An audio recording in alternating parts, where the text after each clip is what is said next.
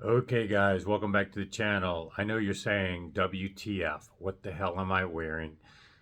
Well, I used to have a clothing line. I used to sell to boutiques on Melrose. I'm very familiar with Melrose. I go there a lot. Know some people there. They dress me in pretty cool stuff, although that's debatable whether it's cool or not. But trust me, my friend Doug will vouch firsthand. When I go out with stuff like this, and tonight was no exception, you meet so many new people just randomly wearing crazy stuff like I wear. Anyway, it's a fun thing to do, but that's a totally different subject. But it was fun tonight going to Sunset Marquis, also in West Hollywood. That's a If you saw my video earlier, it's a great hotel for audiophiles. Lots of music, lots of celebrities that are in the music industry stay there, and they have a recording studio underground. We couldn't go to it tonight; there was nobody there. But I did feature it in my coverage last year. So if you want to watch and get a little flavor for that, it's in my last year's coverage of this exact same show. Now, what I wanted to do today was recap day two.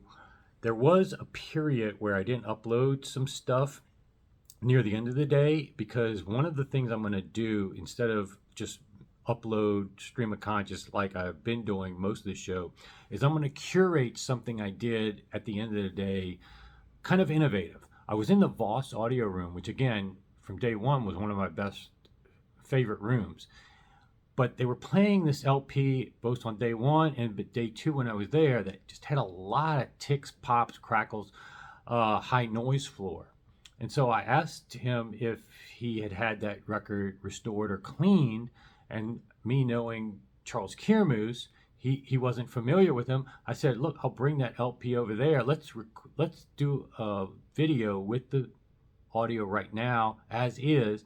Let's bring it to Charles, then bring it back, and then let's see, how much changed. Obviously, sometimes there's only so much that can be done with a damaged record, but this was pretty good. I mean, he was very impressed, and certainly some ticks, pops, crackles can't be fixed at all. And actually, we found where this particular record, was damaged by a previous record machine, and not only did it scratch the inside of the record right at the base, but the edges of the record, you could actually feel the damage done.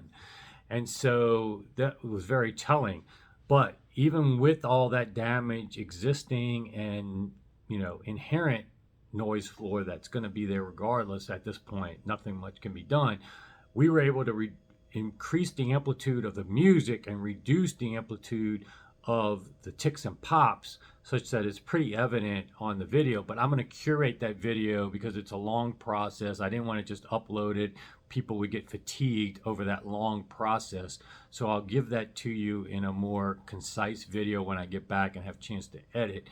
But just giving you a heads up of that's one thing that we showcased today. But again, the Voss audio room is still near the top of my list of all the rooms I've heard.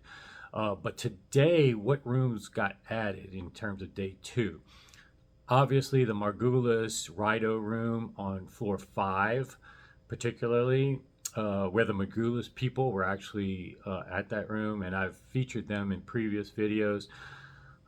Great family-owned business, made in Mexico, but you're not sacrificing any levels of performance. And in fact, in many cases, you're getting top-level performance at a very modest cost. I'm not going to say it's budget-oriented, but it's at a cost profile that is far below where its performance is.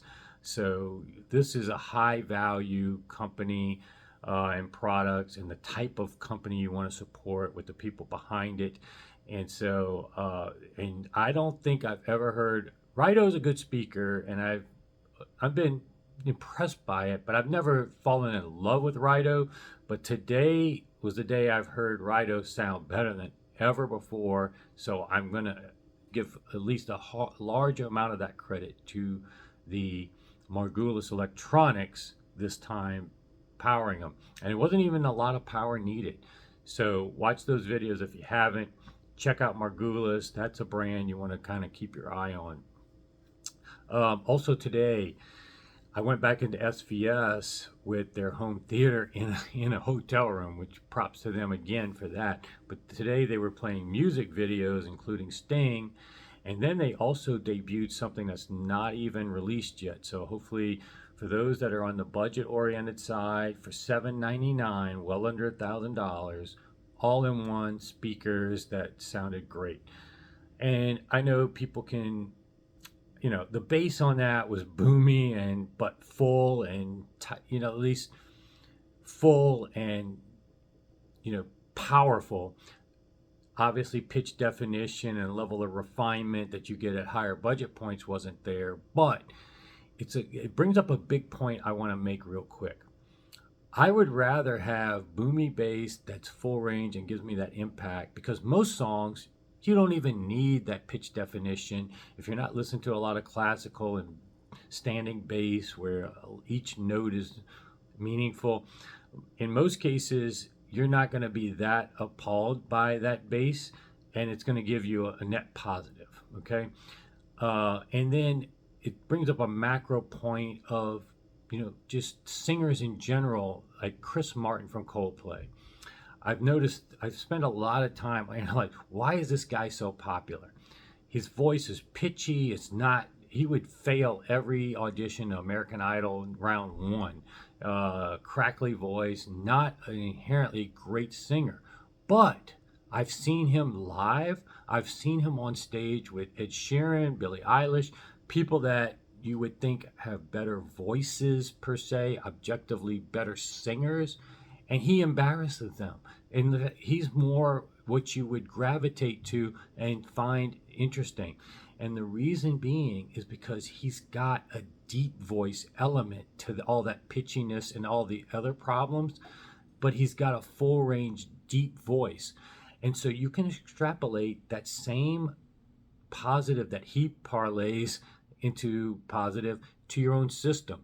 If you have a full range and you have some bass information, and that it can often offset anything above it being not that perfect. If you only have those stuff above it that's not that great and no low bass foundation, that's when you get very irritating, grating, fatiguing sound. So I would much rather, especially at $799, what SVS is doing and giving you is a steal in my book, even though people can nitpick it when you're going against best in the world, obviously. So kudos to them on their home theater and that. Also, I went to the Black Ocean audio room today and filmed some of that young guy that I featured. In the previous video, I got that video deleted, but today it should have uploaded fine. Young guy with his first speaker and his separate crossover box, part of the stand underneath the speaker. Again, it's not a perfect speaker, but for his first effort and some of the things he's doing and the cabinet construction and all that, definitely deserves kudos. So wanted to give him a shout out. So, and then I did some revisits of all the great rooms. Tomorrow I'm going to revisit some more rooms, but just wanted to give a shout out to a few of those things right now. Tomorrow will be the final day, so stay tuned, and I'll see you back here soon.